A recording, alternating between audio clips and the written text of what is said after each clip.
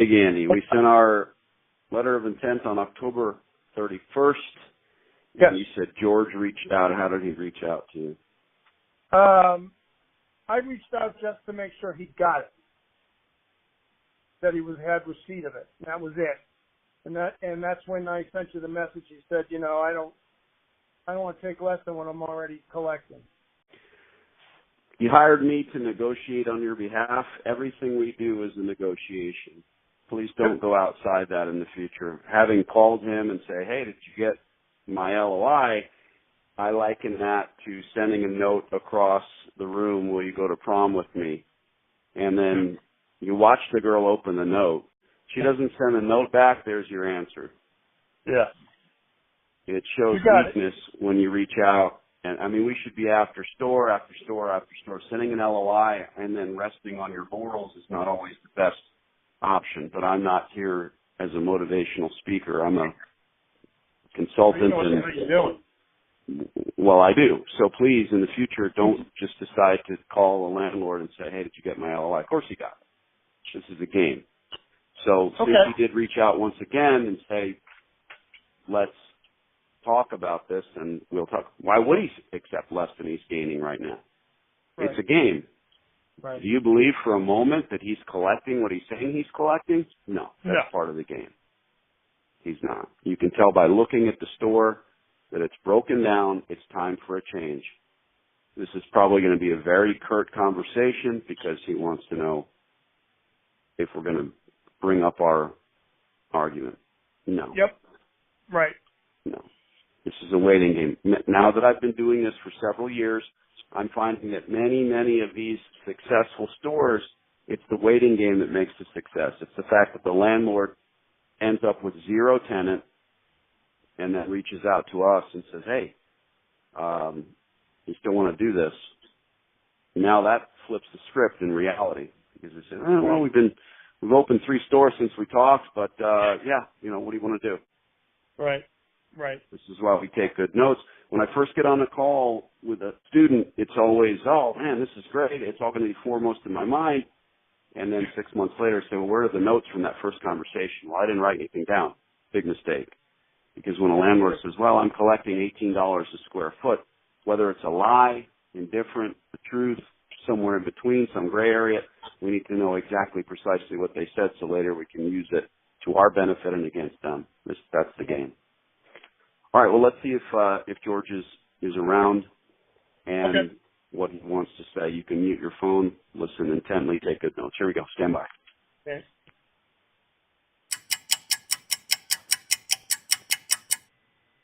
Yes. Danny D'Angelo calling you back on behalf of Andy how Johnson you doing? and How myself. you doing? How are Colonial you? Park Mall. Yeah. I'm great. Yeah. Thanks. How's What's new and different? Let me see. A couple of things that I didn't understand what you want to do, right? And I got the paper in front of me, okay? Great. Okay. Now, you said in the beginning you didn't want to pay more than $12 a square foot, right? Correct. That's our jumping off point, yes. Yeah, and we have $2,800, $2,850 a square foot over there. So, I don't know, you have a calculator in front of you or what? That's $2,850 a month. I don't need a calculator for that. How much is it?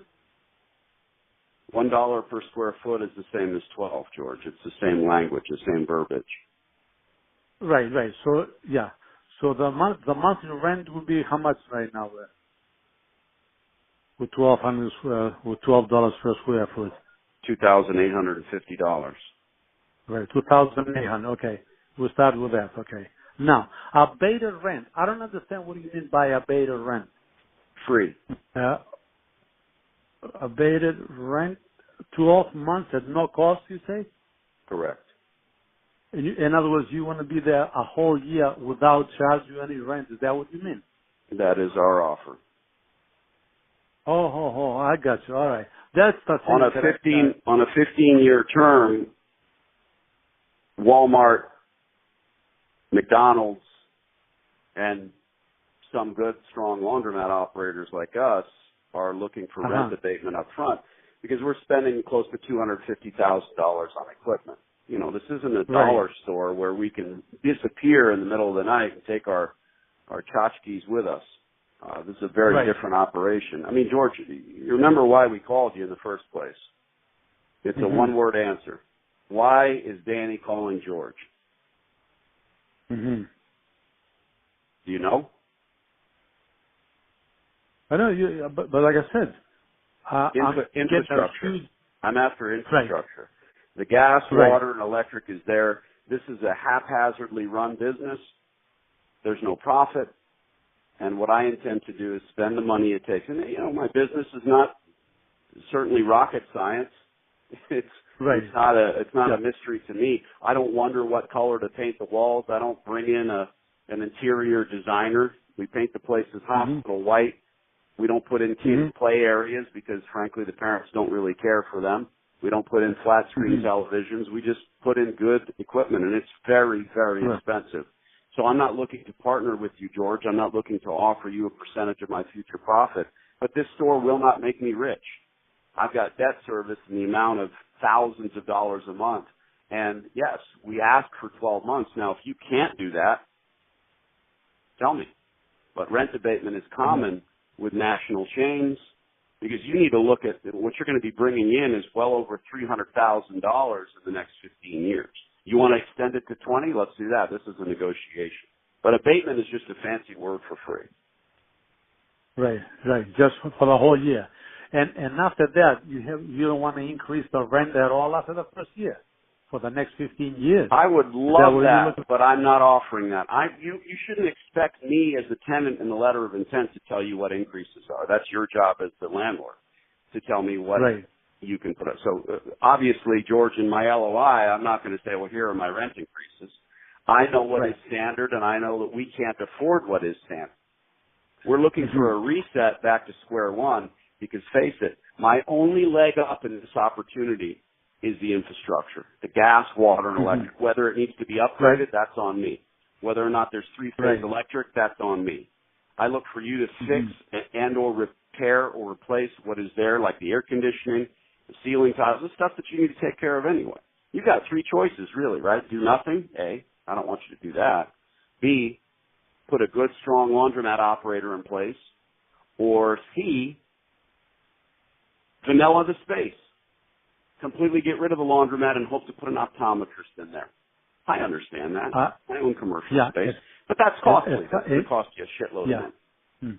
In other words, you want me to build you the new floor too over there? No, I want you to share the cost and tear up the existing floor.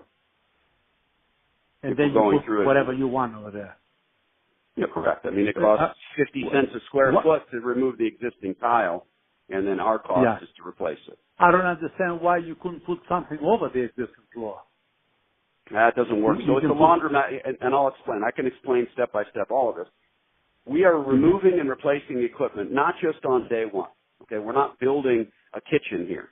We're removing and replacing equipment almost incessantly.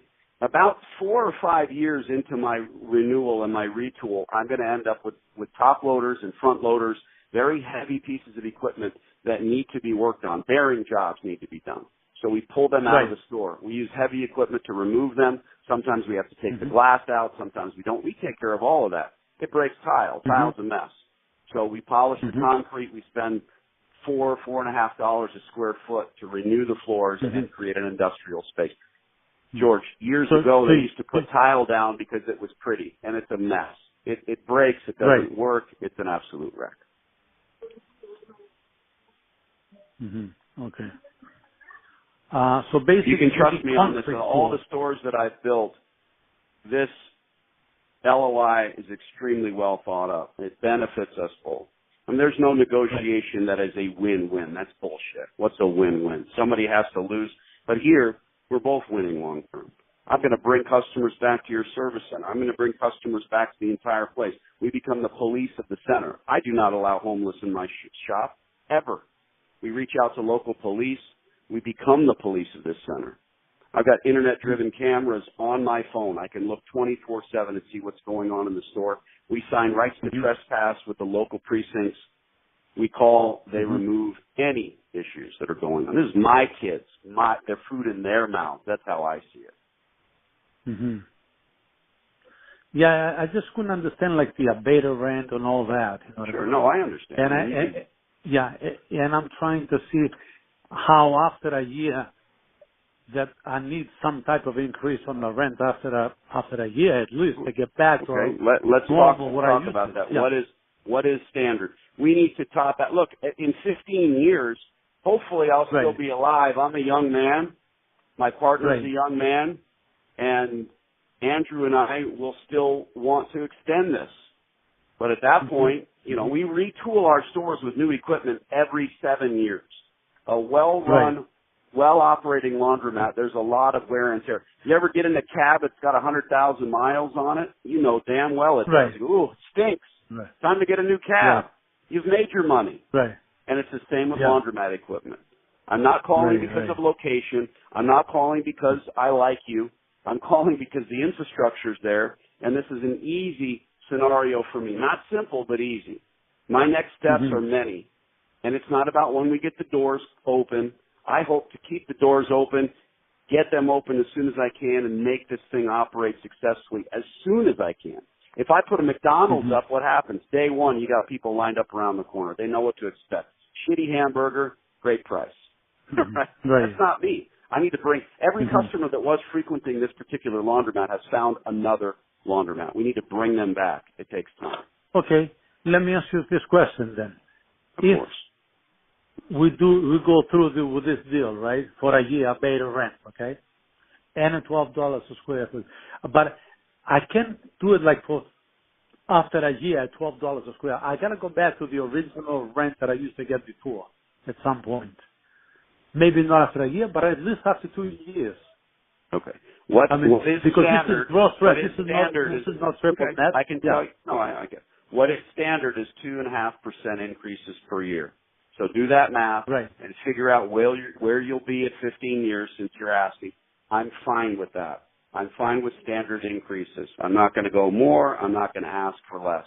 2.5% increase total per year. So that means obviously it compounds. But George, you're also talking about what you used to collect, and let's be realistic. You'll never collect that with your current operator or anyone that tries to run the place the way it is now. It's spent. Well, it's right now, forget it. That choice is dead. I know that. So this is that choice. Either do away with laundromat at all or rent it to something else. Get your contractors to come in and see what it would cost to vanilla this space. Probably $80,000. Yeah. Or to take, well, the guy that's going to has a lot of it, he will remove the equipment for us right now. Yeah, well, listen, if you let him remove the equipment, so be it, but don't let him cut the copper out of the walls. Otherwise, we're gone. I'm after the infrastructure, George. There might be $3,000 or $4,000 worth of copper in that store, and if you let this knucklehead cut it out, I'm not talking to you anymore. Right. Your lease should be crystal clear that infrastructure can't be touched or harmed. Right.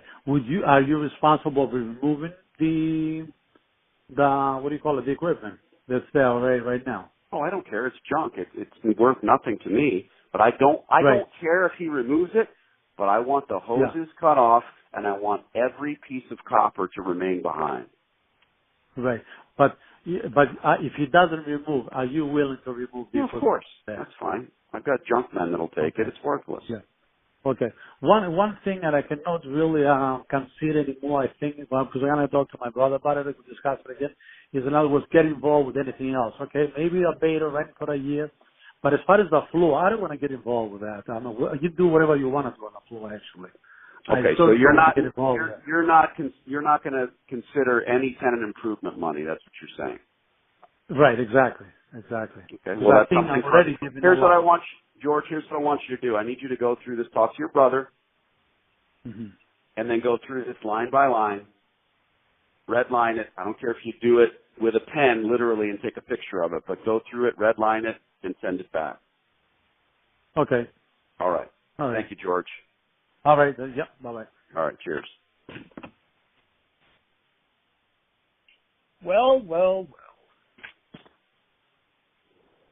He didn't say no. You're the man.